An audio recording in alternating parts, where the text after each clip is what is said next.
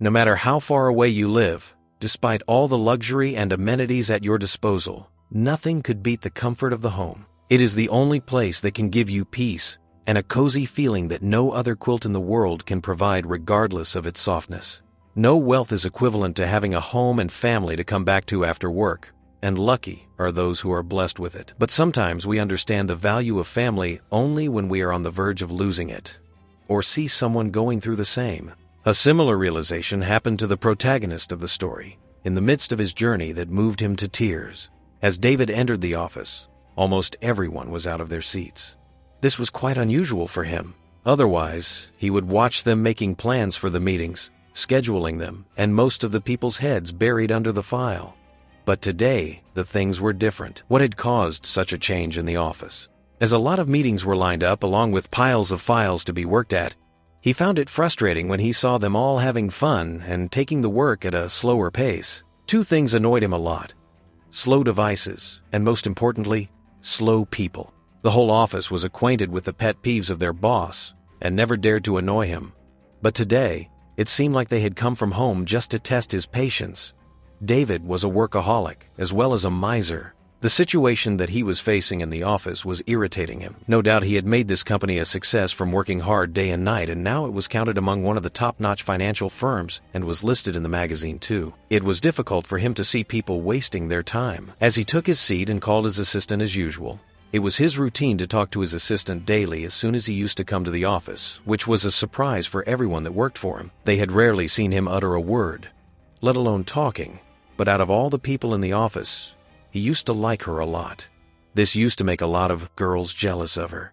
His assistant was not only intelligent, but was insanely sarcastic too. She was always the one he would turn to if he needed an honest opinion without any flattering. She was in her mid-50s and had worked for him for more than 10 years. He would always consider her as a family member than an employee. For him, he was his Chandler as well as Joey. His assistant finally told him that it was the 4th of July, and people were excited about going home, to which David made an annoying face while she smiled and said, "There are people who still love going home and spending time with their peers, unlike those who had made office and work as their home." It was only her jokes he would ever laugh at, otherwise no one could see any emotions in him. Sophia, his assistant, would often worry about his health. She had rarely seen him talking to anyone other than her, or sharing his sorrows or happiness with anyone. His lack of emotion would annoy his employees. He would rarely go home and always engross himself in work. Would he ever change and mend his ways? Just when he was about to leave the cabin, he got a call. He found it quite bizarre because if anyone wanted to call him, they would usually call at the reception. No one had his number except for his family members who seldom called. Then who might have given him a call? Would there be any chance that it might be a family member? He picked up the phone after it had rung for a while and said a faint hello as if he doubted that there was a ghost on the other end. His voice was quite intense in the whole conversation, and he rarely spoke as usual. Who might have called him out of the blue, and was everything fine? As he hung up the phone, David looked up to call Sophia, and was amazed to find her leaning against the wall as if she was trying to listen to the conversation. If there was any other person whom he had seen doing the same, he would have sacked him or her at the very moment. But then it was his assistant, the sarcastic, intelligent woman. Finally, David started to speak, and told her that his mother had called him and wanted him to visit her on the holiday. His assistant was happy that finally he would get a life outside the workplace and enjoy a little. But for him it was 5 hours of torture on the plane, because apparently he hated traveling. Would he consider going to his hometown for a change? Sophia didn't waste any time and started looking for the availability of seats on the plane. Unluckily, there was no private compartment left as it was a holiday, and seats had been reserved in advance. She was reluctant to break the news to David as she feared he might even cancel the plan of going to his house. What would she do now? She finally told him the truth, and for a moment, as she expected, there was a no response from his side. But what came afterward from his mouth was unexpected but positive. He asked her to book his ticket in the economy class, because there was no way he could miss going to his hometown. Sophia was amazed by his decision, and was curious about what might have changed his mind in such a short span of time, and asked about his mother if she was all right. He assured her that everything was fine, and when she left the cabin, he sat with his eyes closed thinking about last night. When he reached home from the office and his thoughts were going back to his childhood days, It had been years since he had gone to his home, and now he didn't even desire to visit it anymore. So he lay in his bed after changing his clothes. He dozed off for a while, and he dreamt about his childhood days. He dreamt about how his dad would take him and his younger sister to watch the fireworks in the evening and would buy them candies and play games with them. This was one of the holidays other than Christmas that he used to come home for. He always wanted to be like his father and was determined to join the army until one incident that spun his life through 360 degrees. It was one of the 4th of July, and his father had reserved his return tickets too. And evening prior to the holiday, they were all preparing for it. And as the dawn broke, they started to wait for his father. And when he didn't arrive till evening, they were all worried and called all the lines they could find any clue about them. At last, the next they heard about him was his sudden demise. David was shattered by this news. His heart was broken into countless pieces that he could never put together, and still was suffering from the ache of the sudden death of his father. After that incident, he never enjoyed the holiday and confined himself to work, but this time, when his mother called him to spend time with her and he said yes without even thinking twice, was it a chance to live his life again? Though he never liked traveling this time, he would do it for his mother, so when he reached home, he started to pack without wasting any more time. He was feeling nostalgic as he packed his bag and grabbed some food for his journey. Would he be able to overcome his pain? He woke up early and booked his taxi to the airport. He was always on time no matter where he had to go. As he entered the airport, he was happy that his flight was on time. He thought of making some important calls in the meantime, but something from within stopped him from doing so, and for the first time in so many years, he left the baggage of his work behind as he boarded the flight. He had taken his seat inside the flight, and it was still on time. He was happy that he would be easily able to catch his connecting flight in time. Though he had started to get annoyed by a little kid as he was so noisy still, he tried to control himself and stayed calm. Whenever his mind roamed around and thoughts of his work started to occupy his mind, he would look out of the window to distract himself. David was a short-tempered person, and when the plan was getting late without any prior warning, he was irked. For that moment, he regretted his decision of going back to Charlotte on a holiday, leaving his important business deals and clients in Phoenix. He rechecked the details of the flight but couldn't trace any. What would he do now? Annoyed as he was, he would not think of any way to get himself out of this. For a millisecond, he thought of dropping the idea and going back to the office, but he dismissed the idea as soon as it stroked in his mind and sat on his seat, silently waiting for the plane to take off. What was the issue with the flight? Why wasn't it taking off when there was no information about the delay, when he checked the status of the flight? Already David's anger was at the peak, but as the gate closed he was kind of relieved and was going to sleep, but it seemed like the plane wasn't going to take off any sooner. The pilot came out of the cockpit and went to the PA system. Furious, David couldn't handle it anymore as the pilot said he had a special request for the passengers. What was his special request? David didn't even care to listen to the pilot what he had to say. He got frustrated, assuming whatever the reason it might be, and as a result of that, his flight would be delayed, and that would mean that there was a great possibility to miss the connection flight. Why was the plane getting delayed? Slow things used to irritate him a lot, and here the whole flight was being delayed for a reason he didn't bother to hear. He was in such a bad mood, and on top of it, his head was aching now. He just wanted to run away, but obviously he couldn't. Even after getting a seat on a holiday on the plane, it wasn't taking off. Though he didn't care to listen to the announcement, he could sense that something was fishy. He had never liked traveling, not even in the business class, but nothing like this had happened before. The pilot was waiting for something or someone, which was really unusual. Would he be able to know what was delaying the process?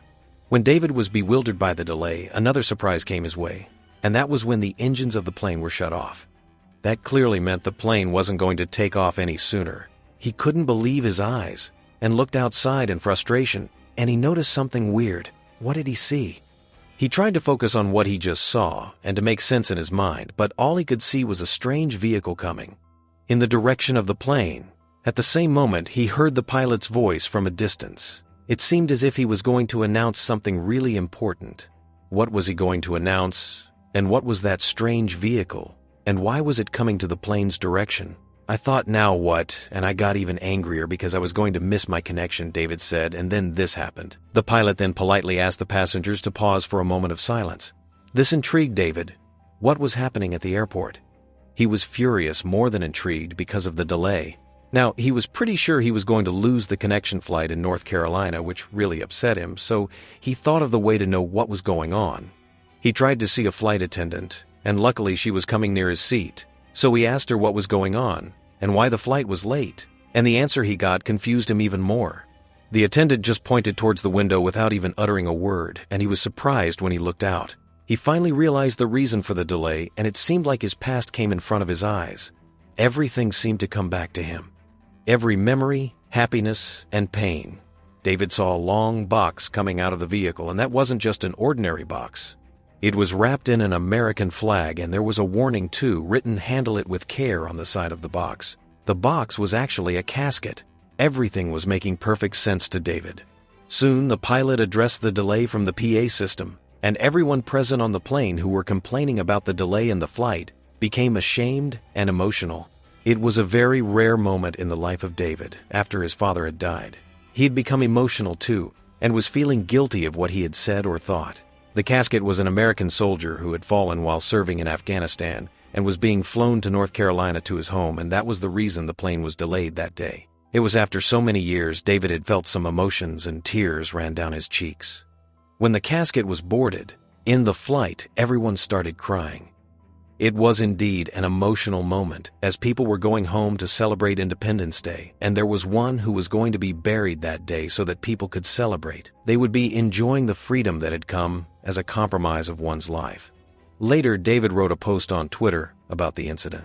He was moved by it and started to analyze the situation and felt guilty for acting inconsiderately for years with his family and mother when they needed him the most. He thought that his pain and loss were incomparable without giving heed about his mother's emotions, but now his own problems seemed to be really trivial in front of the incident. David wrote in his Twitter handle, "I feel guilty and so sad my problems seem trivial," David said. "Here I was flying home to be with my family for the 4th. Here he was, going to his family to be buried on the 4th. Would the whole incident help heal his wounds from the past?" David continued his post and said, "You see, this is what the 4th of July is about. This is why we are free to argue over an athlete and a pair of tennis shoes. It's about a sacrifice of men and women who, since 1776, have laid down their lives so I can eat hot dogs and drink beer and watch fireworks." David and the other passengers later came to know how the American Airlines handled the incident and felt proud and happy to fly with them. He wrote, "I wanted to share this because it is the 4th of July I will never forget. My problems melted away, and I was so proud of America and American Airlines for showing so much respect." David finally ended the post by saying, "Please keep his family in your thoughts today." David concluded because somewhere in North Carolina, a family is burying their son, dad, brother, sisters, and his mother are saying goodbye today, and this time when he reached home, he hugged his mother really tight, and she was surprised by his behavior. When the crew members along with the pilot had boarded the casket, the flight gradually approached the runway. It was the most emotional flight that he had taken in his life, and thought about the days he had spent with his father when he was alive and how lucky he was to have a father like him. The passengers were quiet during the whole journey, as if they were still in surprise of what had happened. There was no loud music, no chit-chats, and no voices in general. Even the kids, too, remained silent, as if they knew what had happened. They, too, like the adults, wanted to extend this moment of silence and pay their respect to the martyred soldier. The plane landed safely on the grounds of North Carolina. Although there was a slight delay in the landing, people didn't utter a word when they unloaded the casket. David was desperate to reach home and was feeling a little nostalgic. It seemed like life had given him another chance to relive the moments and correct his mistake and attitude towards life and people. When he reached home, there was a silence when he hugged his mother. It seemed like he was reliving all the moments he had lost years back. His mother was concerned when he started crying and asked if everything was fine. He assured her about the same and also told her about the incident that had just happened. The whole incident allowed him to get closure over his past, and when he shared the incident on Twitter, he wrote, "You see, this is what the 4th of July is about. This is why we are free to argue over a stupid athlete and a stupid pair of tennis shoes. It's about a sacrifice of men and women who since 1776 have laid down their lives so I can eat hot dogs and drink beer and watch fireworks." When he returned back from home, there was a drastic change in his behavior. Everyone was shocked, but Sophia was relieved when she saw positive changes in David. The negativity that used to prevail around him had suddenly evaporated, and Sophia was extremely happy about the same. She thought these changes were surely the consequence of the recent experience he might have had, which had changed him a lot. His changed behavior confirmed it too.